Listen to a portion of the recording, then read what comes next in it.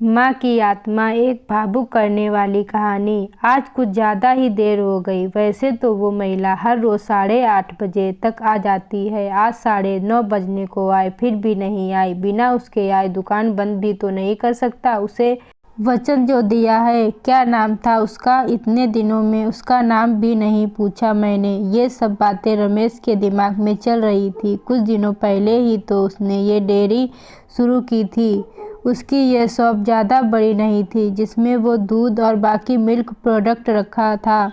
उद्घाटन के दिन ही पहली ग्राहक बन एक महिला उसके शॉप पर आई थी। उसकी गोद में एक छोटा सा लेकिन बहुत ही प्यारा बच्चा था। उसने एक दूध की बोतल ली और रमेश से बोली, भैया अभी मेरे पास सिर्फ 10 रुपए हैं, बाकी के आपको कल दूँ तो चलेगा? रमेश ने एक बार उसकी तरफ देखा। गरीब थी बेचारी, गले में मंगलसूत्र नहीं, माथे पर सिंदूर नहीं, शायद पति मर गया होगा बेचारी का। रमेश ने अंदाजा लगाया।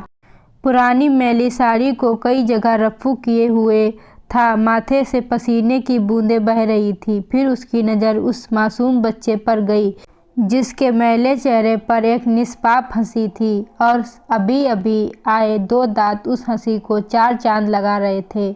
रमेश ने उस महिला की तरफ देखा और बोला, कोई बात नहीं बहन, आप मुझे बाद में पैसे दे देना।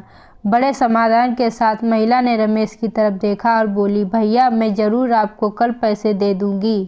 यहीं पास में ही उस दूसरी गली में छोटा सा घर है, वहीं रहती हूँ मैं। रमेश मुस्कुराते हुए बोला, कोई बात नहीं बहन, कल पैसे ना हो तो भी चलेगा, जब आपके पास होंगे तब दे देना। फिर वह महिला वहाँ से चली गई। अगले दिन वह महिला पैसे लेकर डेयरी पर आई और पैसे रमेश को देने लगी। रमेश ने पैसे लेने से मना किया और बोला, नहीं बहन, मैं यह पैसे नहीं ले सकता, क्योंकि कल आपने मेरी बोहनी की थी और कल मुझे 2000 का फ़ायदा हुआ। आप मेरे लिए बहुत लकी साबित हुई, इसलिए यह पैसे मैं नहीं ले सकता। रमेश की कही इस बात से महिला को बहुत ज़्यादा खुशी हुई, क्योंकि इतने सालों बाद किसी ने पहली बार उसको लकी कहा था, वरना पति के मौत के बाद तो उसके ससुराल वालों ने उसे पनौती कहकर घर से ही निकाल दिया था। भैया रात को कितने बजे तक आपकी शॉप खुली रहती है? महिला ने रमेश से पूछा। 8 बजे बंद कर देता हूँ बहन, रमेश ने कहा। रमेश का जवाब सुनकर महिला का चेहरा उदास हो गया। रमेश को यह समझते देर नहीं लगी। उसने पूछा, कोई समस्या नहीं बहन, अपने बच्चे और अपना पेट पालने के लिए मैं 2 घरों में झाड़ू का बर्तन काम करती हूँ।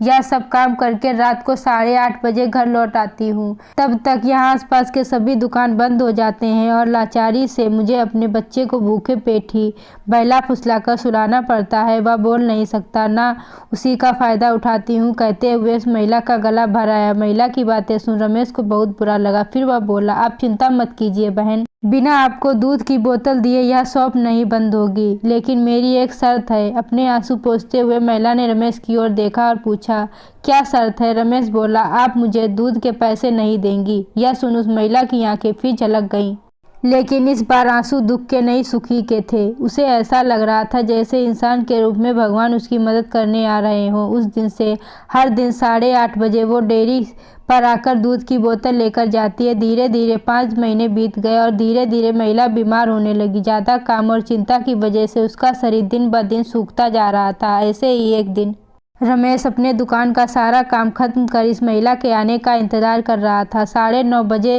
वो महिला आई। आज उसका चेहरा कुछ ज़्यादा ही बेजान नज़र आ रहा था। बीमारी के कारण आंखों के नीचे काले घेरे और ज़्यादा बड़े हुए नजर आ रहे थे। रमेश ने तुरंत फ्रिज खोलकर दूध की बोतल निकालकर उसे दी। फ्रिज बंद करने के लिए रमेश मुड़ते ही बोला कि बहन, आज कुछ ज़्यादा देर ही कर दी।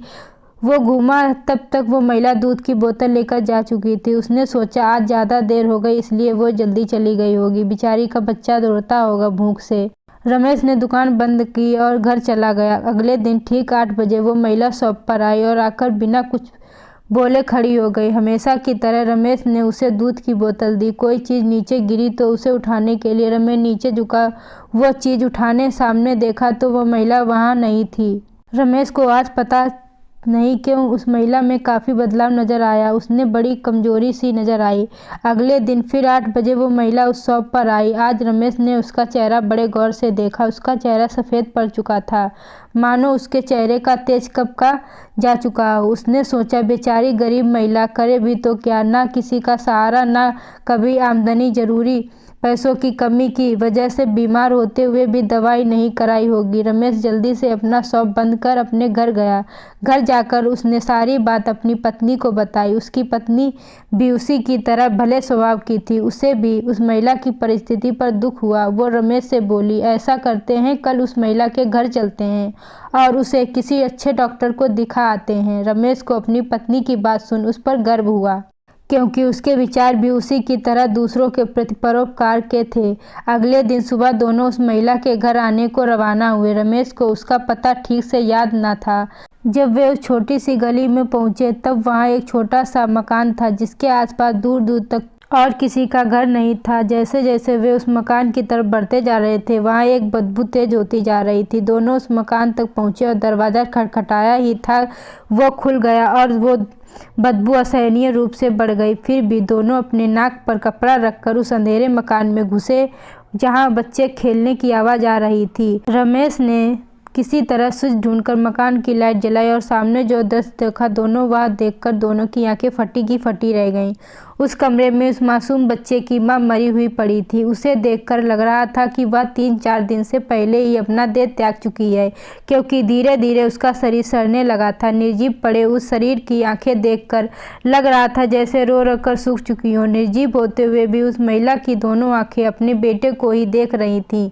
उसका बच्चा भी अपनी माँ की आंखें देखकर खेल रहा था, जैसे उसे लग रहा हो कि माँ उसके साथ खेल रही है और उसका पूरा ध्यान उसी पर है। वहीं पास में ही दूध की 3-4 खाली बोतलें पड़ी हुई थी। यह दृश्य देखकर रमेश और उसकी बीवी दोनों अचंभित रह गए। दोनों के रोंगटे खड़े हो गए। रमेश को अभी भी विश्वास नहीं हो रहा था कि एक मरी हुई माँ अपने बच्चे के लिए उसके पास से दूध लेकर जाती थी। रमेश ने और उसकी बीवी ने उस महिला का विधिवत अंतिम संस्कार किया और उस बच्चे को रमेश ने अपनी बीवी के हाथों में रखा।